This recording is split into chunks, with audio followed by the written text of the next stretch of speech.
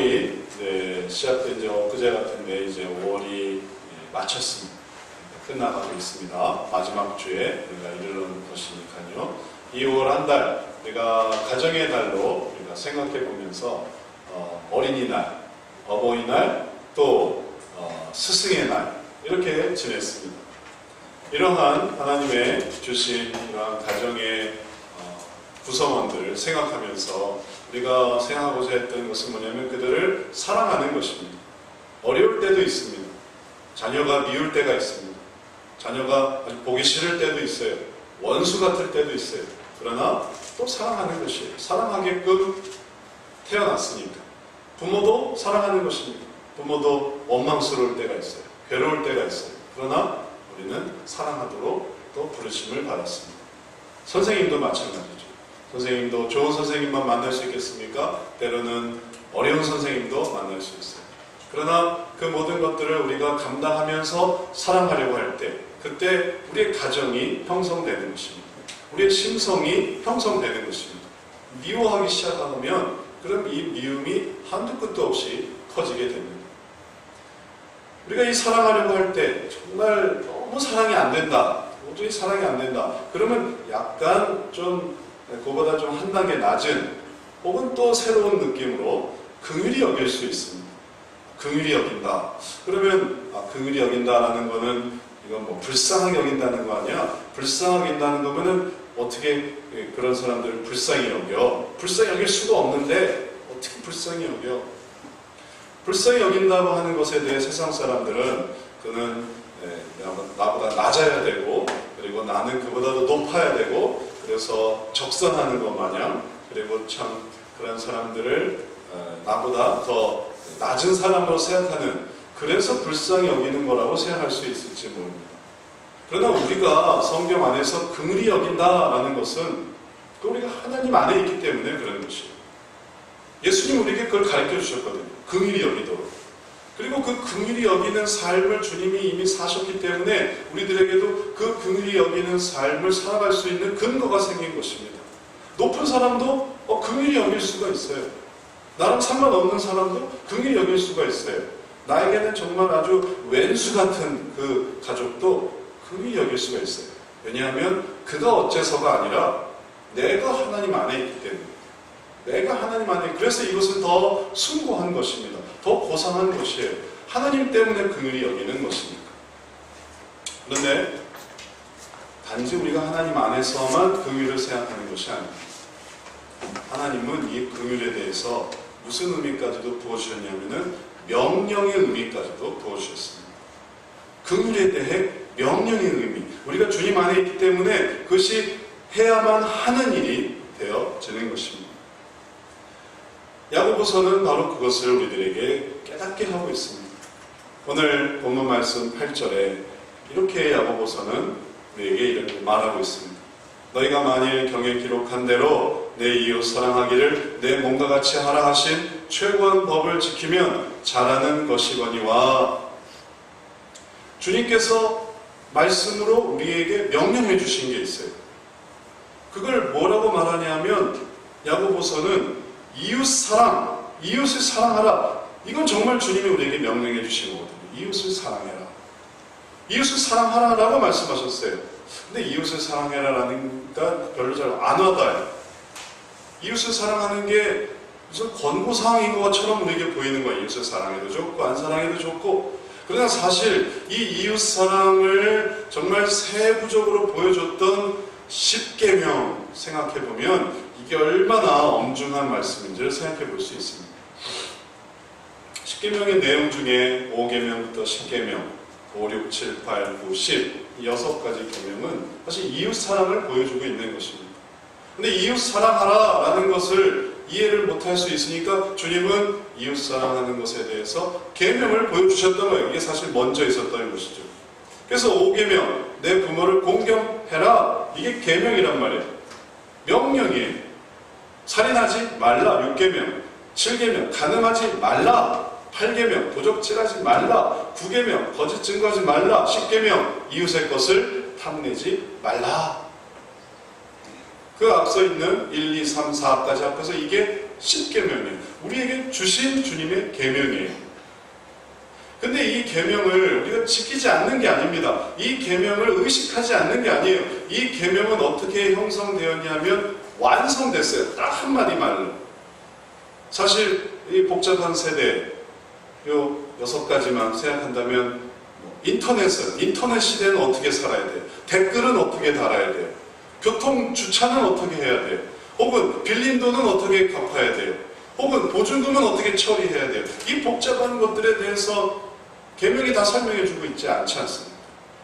그러니 본질을 깨달으면 우리가 사실 이런 계명들에 매일 필요가 없어요. 그걸 넘어서는 거예요.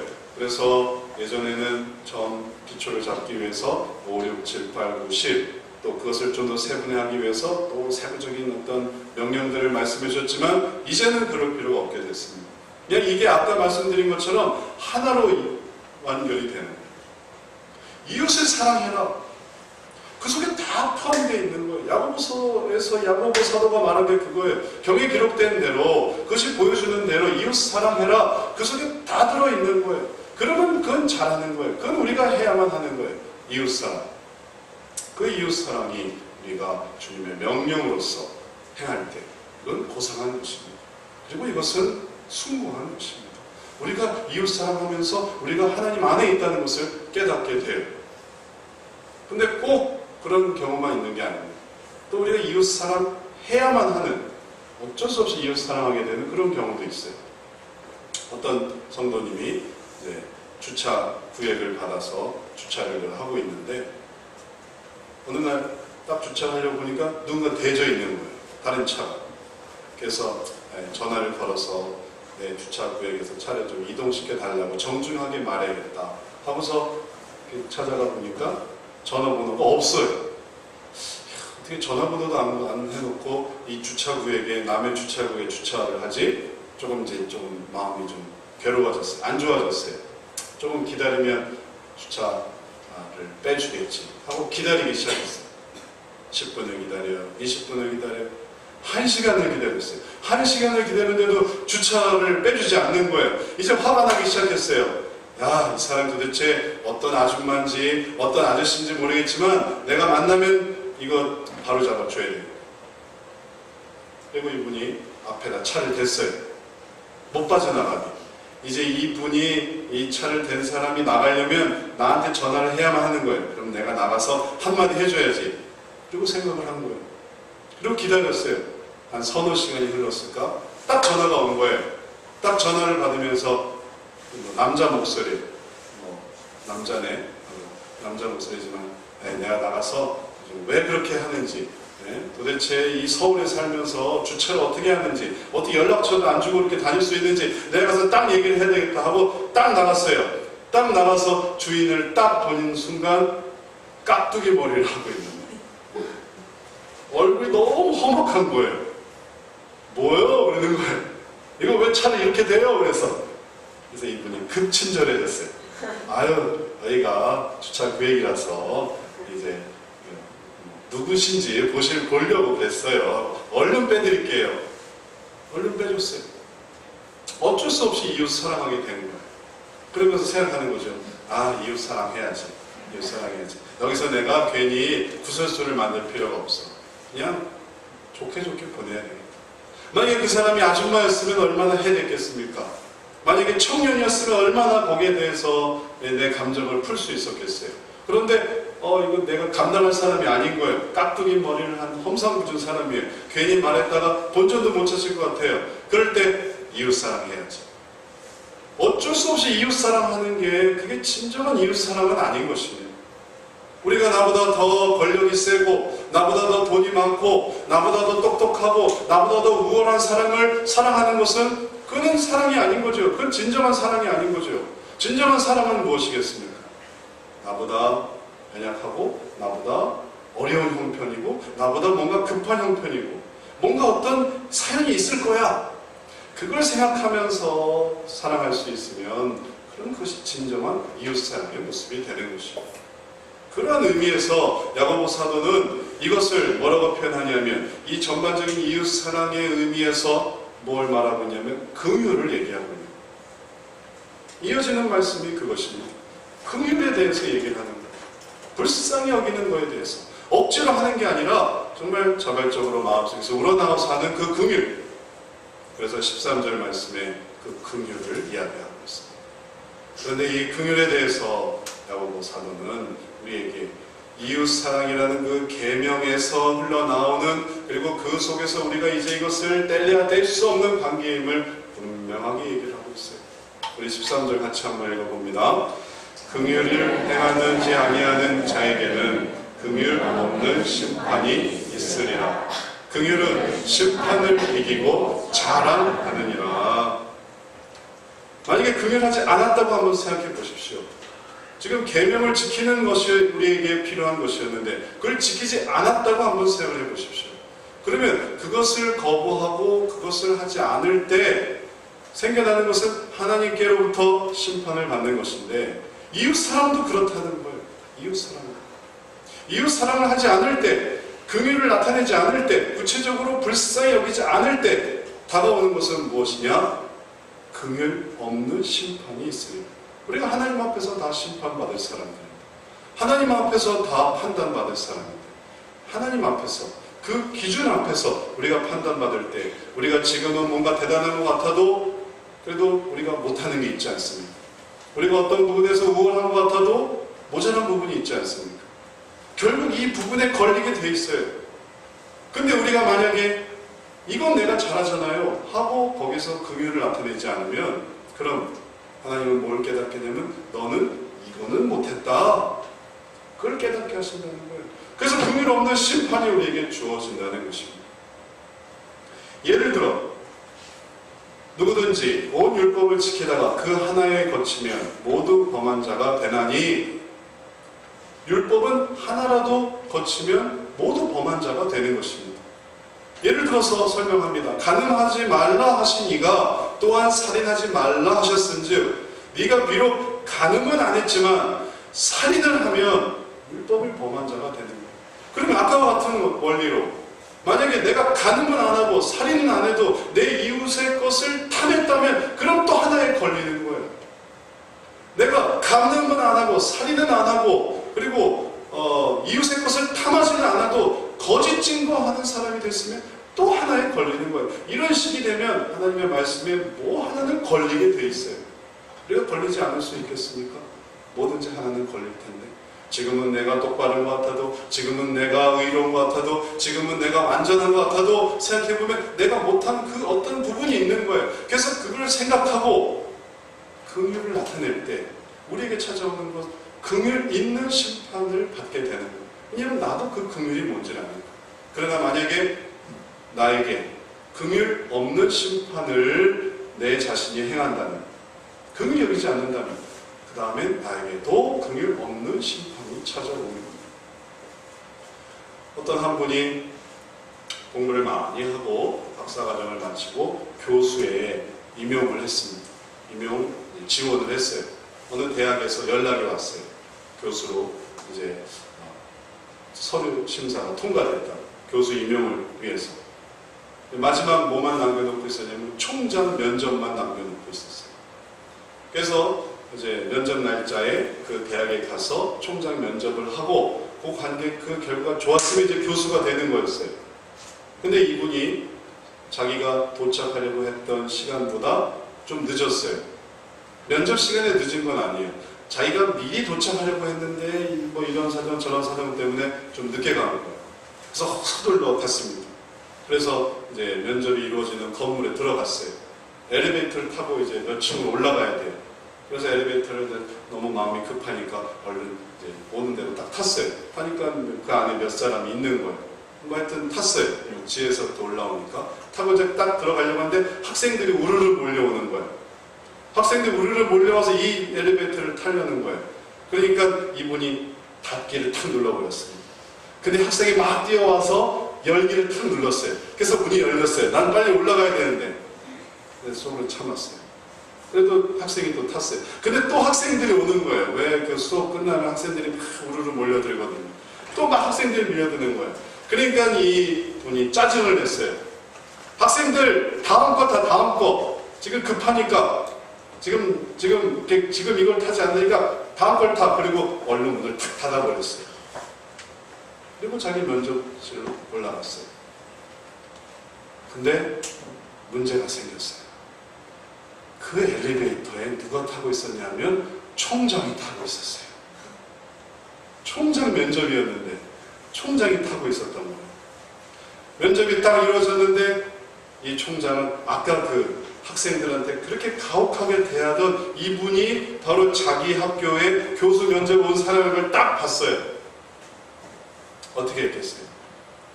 잘랐어요. 왜 잘랐냐면 이렇게 가혹한 사람이 어떻게 우리 학교에서 학생들을 가르칠 수 있겠느냐? 생각해 보세요. 이분은 자기 자신의 기준과 자기 자신의 급한 일 때문에 그 학생들을 딱 자른 거예요. 거기서 그럴 수도 있는 거죠. 학생들이 또 때로는 민폐를 끼치기도 했던 거예요. 그러나 그걸 받아들이지 않으니까 이제 자기도 그 높은 위에 올라가서 자기도 그런 대접을 받는 거예요. 자기도 긍휼히 여기지 않으니까. 얼마나 어리석은 것입니까? 우리가 지금은 나에게 피해를 입힌 어떤 사람에게 당당할 수 있는 것 같아도 지금은 내가 나에게 내 기준에 맞지 않는 어떤 사람에 대해서 가혹할 수 있을 것 같아도 그러나 우리는 살다 보면 더 높은 위치에서 더 새로운 환경에서 긍휼을 필요로 하는 때가 있습니다. 우리는 다 그런 사람들이에요. 그렇기 때문에 우리들이 긍휼을 잊어서는 안 되는 것입니다. 그 긍휼 속에서 우리들은 뭘 깨닫냐면 우리를 심판하실 그 높으신 하나님을 생각하는 거예요. 아니, 나는 돈이 많아서 그럴 걱정 없어. 나는 교수 임명 안 할 거니까 그럴 걱정 없어. 나는 면접 같은 거 안 할 거니까 그럴 걱정 없어. 나는 아무에게도 손 벌리지 않을 테니까 그럴 걱정 없어. 정말 그럴까요? 살다 보면 그렇지 않을 때가 있습니다. 그래서 우리는 하나님 앞에 설 그날을 생각하면서 긍휼을 버리지 않는 거예요. 그리고 그 긍휼을 버리지 않는 것이 그러면 그 긍휼을 버리지 않는 게 막 하는 건가? 괜찮다 하는 건가? 잘못을 그냥 내버려 두는 건가? 그런 게 아니에요. 이건 긍휼을 버리지 않는다는 거지 올바르게 하는 것을 놓는다는 게 아닌 얘기입니다. 사실 우리가 그 은혜 속에 살아가고 있어요. 그래서 오늘 우리에게 주신 성경 말씀 이외에도 로마서에서는 이렇게 말하고 있습니다. 로마서 8장 1절부터 2절의 말씀입니다. 그러므로 이제 그리스도 예수 안에 있는 자에게는 결코 정죄함이 없나니 이는 그리스도 예수 안에 있는 생명의 성령의 법이 죄와 사망의 법에서 너를 해방하였습니다. 우리가 있는 법은 법이에요. 그러나 이 법은 생명과 성령의 법이에요. 죄와 사망의 법이 아닌 것입니다. 죄와 사망의 법은 어떤 것일까요? 그것은 계속 죄를 짓게 만드는 법이에요. 그것은 계속 사망하게 하는 법입니다. 그것은 계속 잘라내는 법이에요. 당신이 여기까지 못했으니 당신은 그만두세요. 교회에 나올 자격도 없어요. 당신은 예수 믿을 자격도 없어요. 교회는 있을 필요도 없어요. 그것은 죄와 사망의 법입니다. 그 죄와 사망의 법이 우리들을 지금까지 애워쌌어요. 그렇게 하니 아무도 살아날 사람이 없는 거예요. 다 연결되어 있는 거예요. 지금은 이견이 있고 지금은 다른 편인 것 같아도 돌아보면 결국은 연결되어 버리는 우리가 이런 죄와 사망의 법에서 똑같은 죄인이 되고 똑같은 어리석은 자가 될 때 그리스도께서 우리들을 부르신 것은 생명과 성령의 법이었습니다. 이 생명과 성령의 법이 우리들을 죄와 사망의 법에서 해방시켜 주셨단 말이에요. 그럼 이제 생명과 성령의 법은 어떻게 하는 것입니까? 법이에요.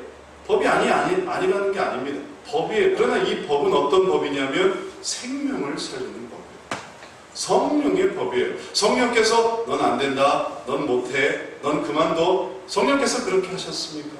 성령께서는 위로하고 격려하고 넌 할 수 있어. 내게 능력 주시면 내가 모든 것을 할 수 있느니라. 내가 너에게 능력을 주면 너는 모든 것을 할 수 있느니라. 내가 너희에게 임하면 너희는 온 유대와 사마리아 예루살렘과 온 유대와 사마리아와 땅끝까지 이르러 내 복음을 증거할 수 있느니라. 이걸 가르쳐 주시는 게 성령의 법이에요.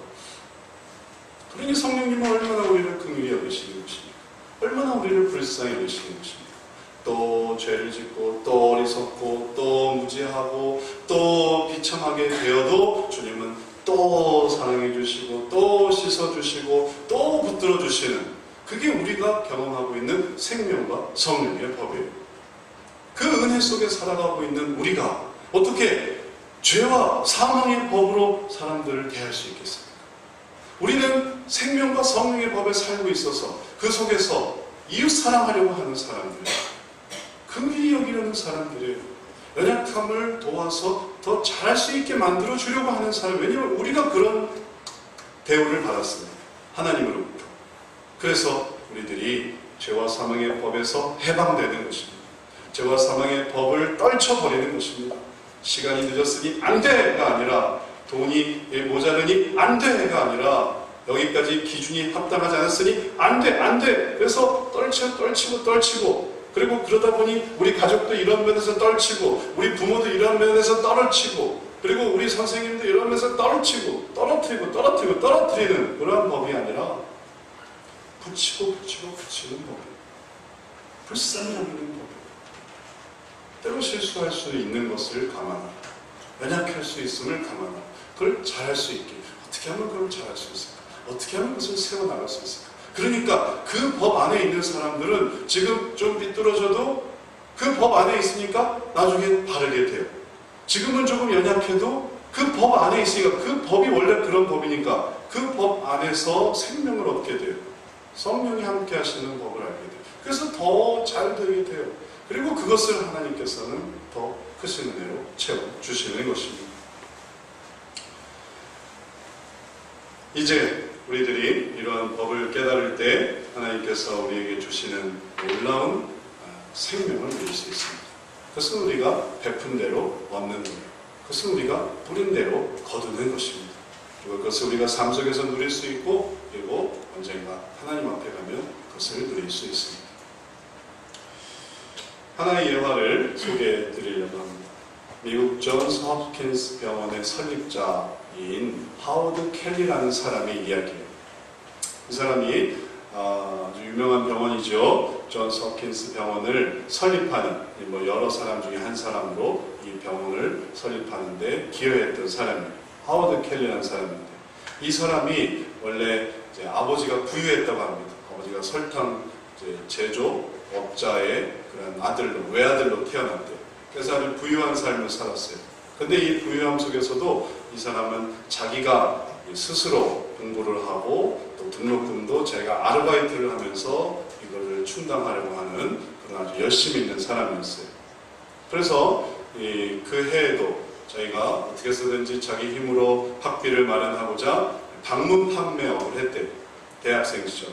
방문 판매업을 하기 위해서 이제 시골에 있는 농가들에게 다니면서 제품을 파는 거예요.